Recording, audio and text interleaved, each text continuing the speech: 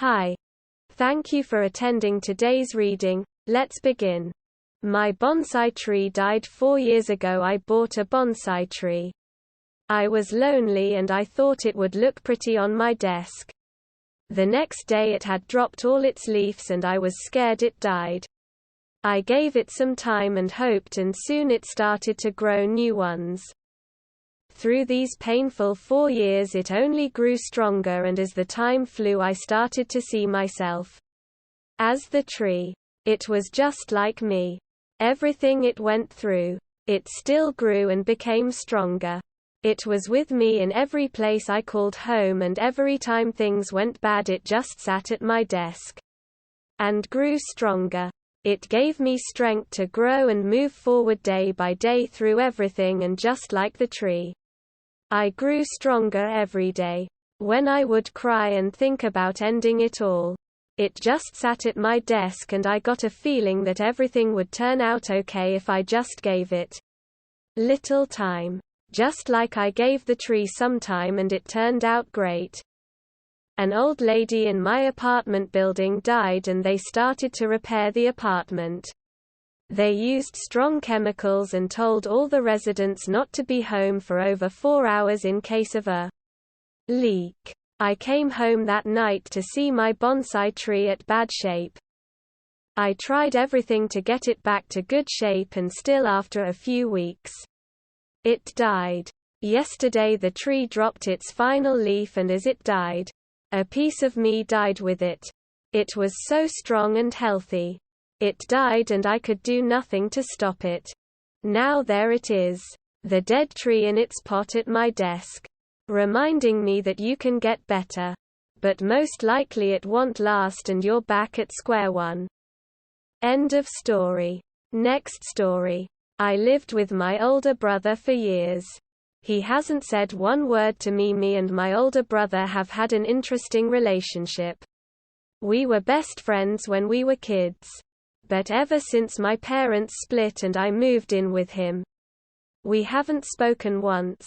It's not like I didn't try. I used to strike up a conversation with him, but he would just sit in his lazy boy chair and stare at me with his stupid eyes. I think he blames me for my parents' divorce, which I understood. I got into some legal troubles when I was 16. I won't go into details, but there was a long and stressful trial and I think it pushed him over the edge. My parents didn't want me living with either of them, so they left me with no choice. I had to live with my brother. My brother never verbally expressed his anger towards me about the incident. He knew it was something I deeply regretted, but he still couldn't get past it. I've never brought any friends over to my brother's apartment. The place is kind of a mess and my brother does virtually nothing to help clean up. He mostly just sits there in his lazy boy and watches TV until it was time to go to bed. So one day I decided to clean the place up and invite my friend Austin over to hang out and have some drinks. Immediately when Austin walked in he complained about the smell. I know it smells, man. I think there's some leaking in the walls and it's turned into mold. I got a guy coming next week to take a look at it. I assure him, it's all good, man. I know how that stuff gets. Where's your brother? I thought you lived with him. He asks me. He's in his room doing something. Probably sleeping, honestly. He always gets up super early. I reply. The night goes on as normal. We had some drinks, smoked a bowl and played some video games. My brother didn't make an appearance at all throughout the night, which I'm kinda glad.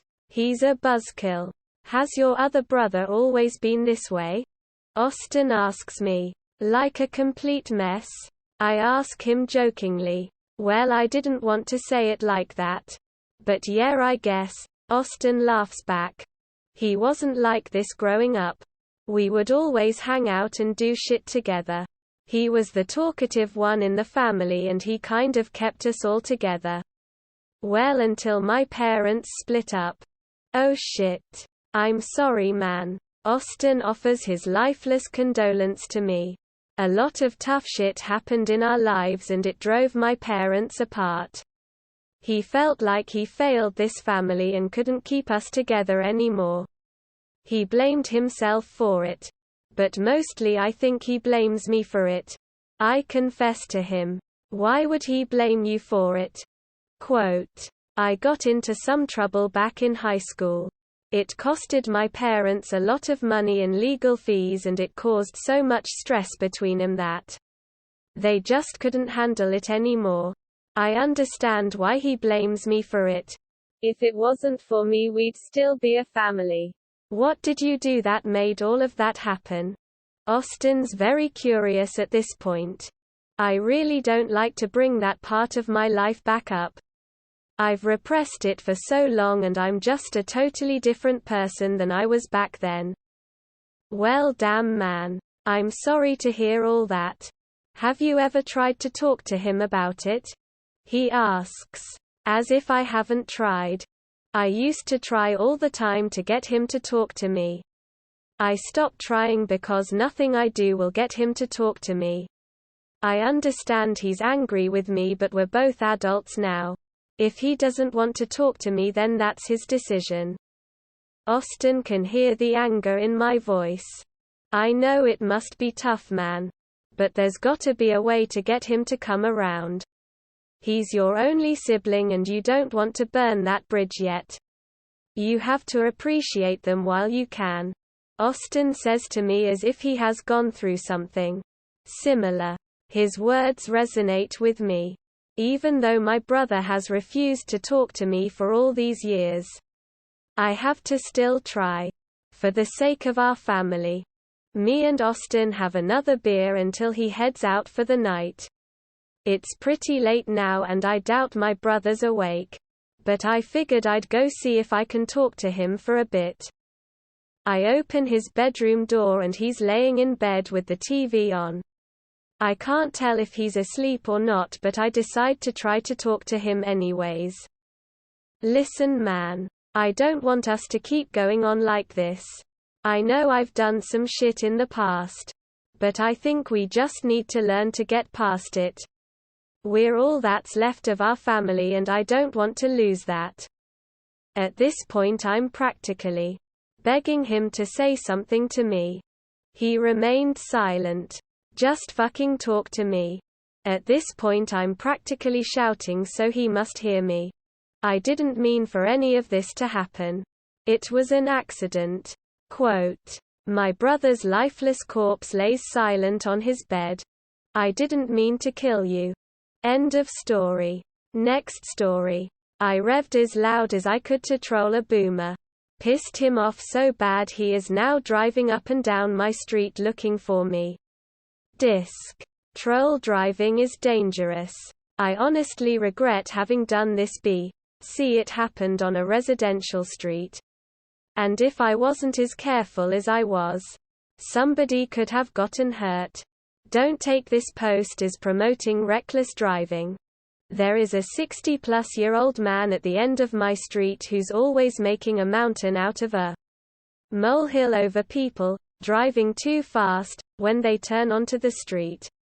More often than not, he's out on his lawn doing something, yard work or whatever else, and takes it upon himself to pretend he's the neighborhood watch and wave his arms at cars he believes are going too fast. See, I wouldn't have any issue with this, except he does it to practically every car that passes him. And most of the time they're going the limit. 25. Or slower, because there aren't very many bad drivers where I live. It's fucking annoying. Distracting. Uncalled for. And he has been doing it almost every day for the entirety of the time he's lived here. His name comes up in conversation pretty often. He's known for more than just this.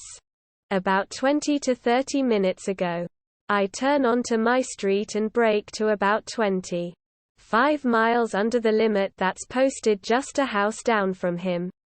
Lo and behold, there he is in all his tank-topped glory. pausing his aimless wandering around his yard to wave his arms at me and mouth something along the lines of "slow down." Single quote. I let my annoyance and pettiness take over for a second. I slowed to a crawl right in front of him. Checked to make sure there were no pedestrians or oncoming cars. Then went into neutral for a single second and revved hard. My 2005 Tacoma can't get near as loud as most other cars, but it still pissed him off pretty bad. I was only in neutral for just a moment, and went on my merry way before he could run up to me. That didn't stop him from attempting to chase me down though. It made my day to see him in my rear view waving his arms and pointing. FFW 2 minutes. I'm booting up Smash Bros. And notice a car creeping down the street in front of my house. I take a closer look and there he is, rapidly looking around for my truck as he drove at a snail's pace. I thought ahead and parked the Tacoma in our garage just in case. But wasn't actually expecting him to go on a manhunt. I shit you not. He spent almost 10 minutes going up and down our street at 3 miles per hour. He finally called it off after not noticing a car behind him until they honked. End of story. That is all for today. If you want to support my automated channel, feel free to drop a like and subscribe. See you tomorrow.